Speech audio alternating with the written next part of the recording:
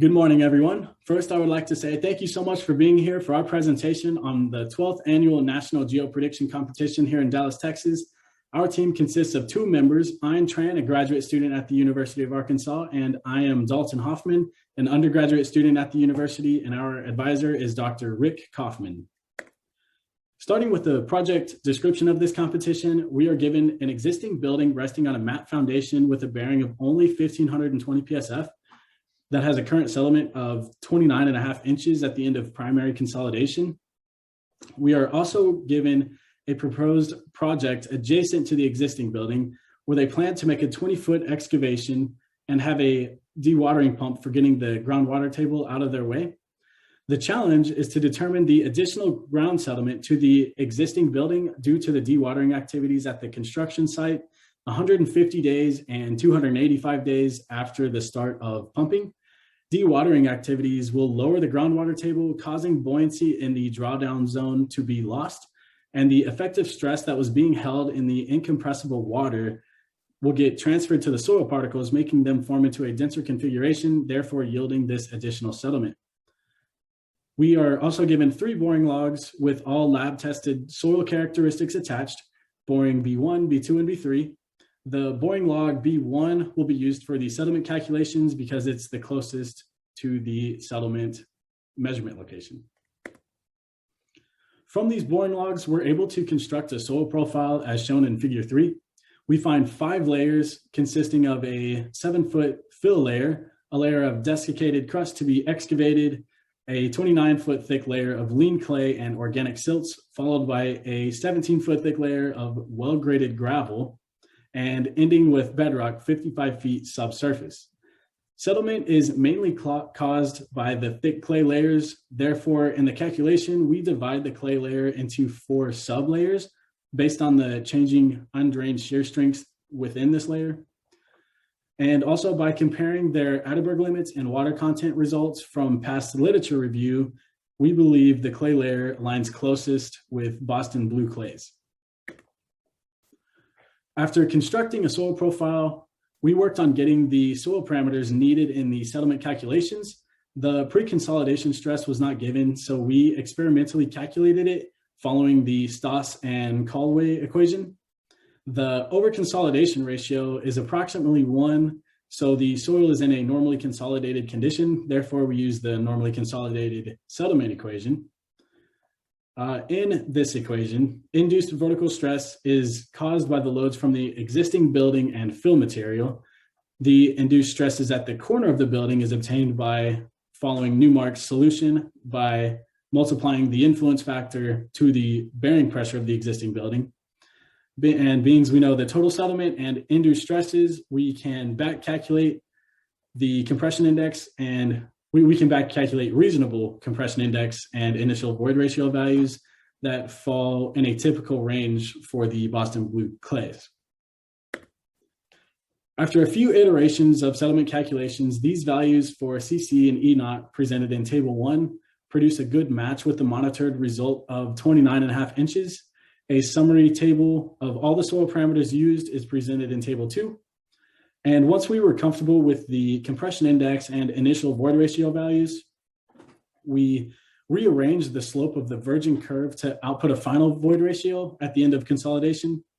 And these final void ratios are then used as the initial void ratio in the calculation of any additional settlement induced by dewatering activities.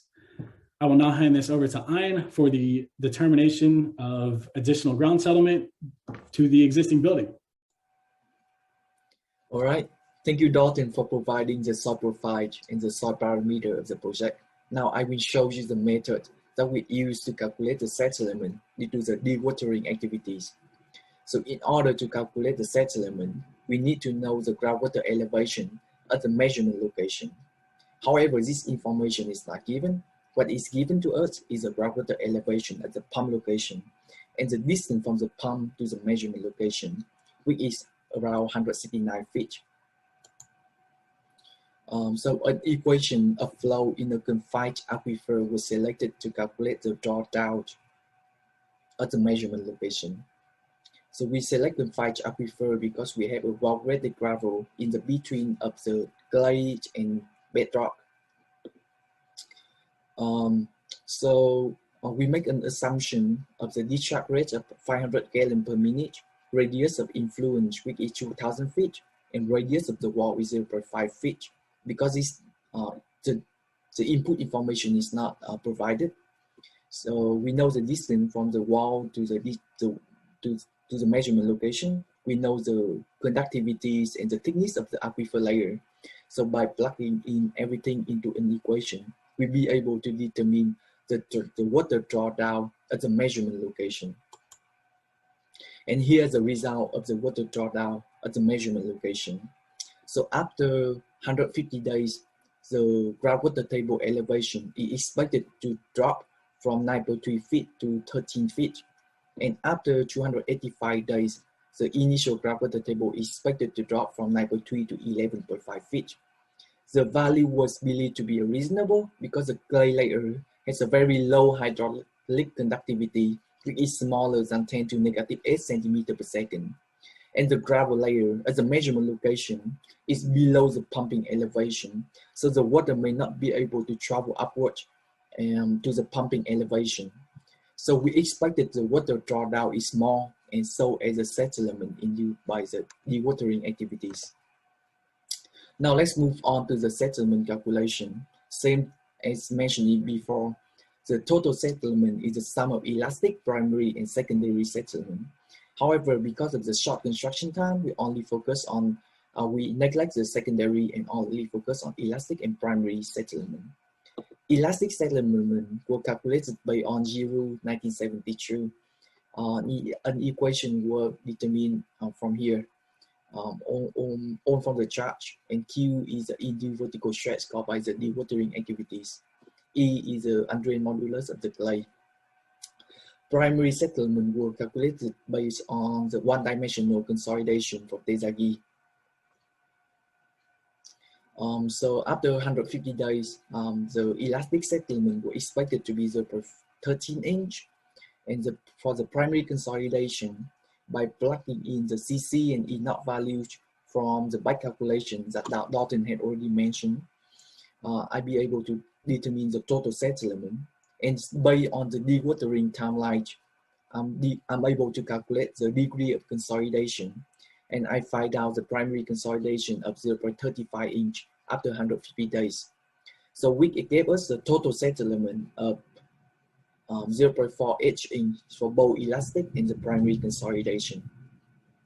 We're following the same procedure for the elastic and the primary settlement calculation, and have a total settlement of 0.44 inch after 285 days. All right, conclusion. So the accumulative settlement of the building due to the dewatering activities over 150 and 285 days is expected to be 0.4 inch and 0.92 inch. The settlement are believed to be reasonable because of the low hydraulic conductivity and high capillary effect of the clay layer. The pump discharge rate and the observation wall data are not provided. So if the data were provided, the calculation can be more accurate. Second limitation of the prediction is that the calculation was based on the empirical equation with many assumptions and engineering judgment. So a numerical modeling can be added to verify the result. Finally, we still believe that the settlement should be significant for this case because we have a thick clay layer which transmits the water very slow. However, if the project is constructed on a thick aquifer layer, we believe that we can reduce the effect of dewatering, the settlement caused by dewatering, by cover the excavation wall with a waterproof curtain, or we can build a relief wall to discharge the water to the underlying confined aquifer. So here's a list of the reference that we use for our prediction, and that's the end of our presentation. Thank you for your attention, and if you have any question, we are ready to answer. Thank you.